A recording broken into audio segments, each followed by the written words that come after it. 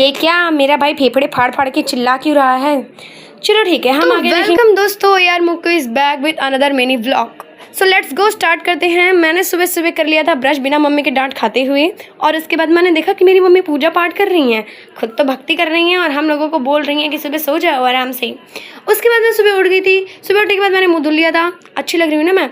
उसके बाद मैंने देखा गाय माता अनार खा रही है। अरे अरे, हमें अनार के लाले पड़ रहे हैं माता जी, और आप अनार खा रही हो।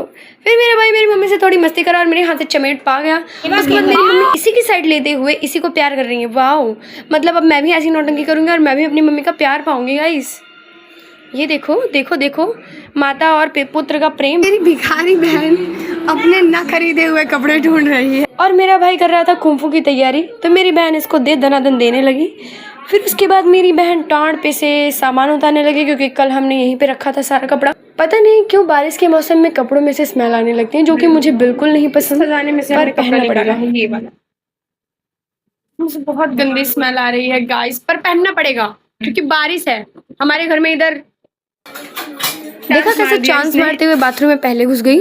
आज हमारे यहाँ का जो आरओ था वो भी खराब हो गया था, उसने भी हमसे डिवोर्स ले लिया था। तो फिर काफी टाइम से बॉटल हमारे छत पे पड़ा हुआ था, तो फिर इसको धो के फिर ही पानी पियेंगे ना। और यहाँ मेरी बहन के हाथ में जैसे ही कैमरा आता है तैसे वो पोज मारने लग जाती है। नहा धो के मैं जैसे ही अपनी मंदिर में गई, फिर मैंने देखा मेरे लड्डू गोपाल मुझसे गुस्सा होकर तिरछे बैठे। फिर मैंने इनके लिए चंदन घिसा, इनको दूसरी ड्रेस पहनाई क्योंकि मेरी मम्मी ने पहनाई थी जो इनको पसंद नहीं है, तो गुस्सा हो गए थे। फिर उसके बाद मैंने कुछ माला जाप की, क्योंकि आज मेरा बर्थडे था, तो मैंने सोचा भक्ति के अलावा तो और जीवन में कुछ।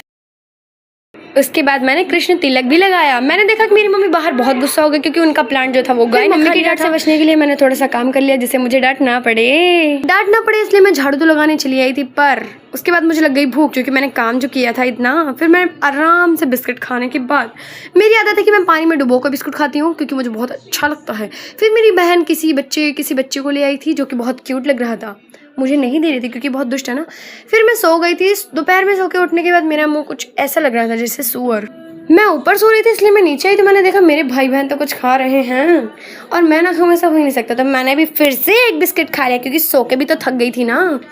बिस्किट खा ही रही थी कि मुझे याद आ गया कि मुझे कल स्कूल में बच्चों को कुछ पढ़ाना है, तो उसको पहले मुझे खुद रिवाइज करना पड़ेगा, इसलिए मैं रिवाइज कर रही थी। थोड़ा कंफ्यूजन हो रहा था, पर मैं टीचर हूँ, मुझे रिवाइज करना ही पड़ेगा। फिर मैंने देखा मेरे पापा की मौज भरी जिंदगी, और मैंने देखा कि मेरी मम्मी किचन क्वीन कुछ ना कुछ बनाती ही रहती है। फिर मुझे दी चाय मम्मी ने, फिर मैंने चाय पी ली मस्त आराम से।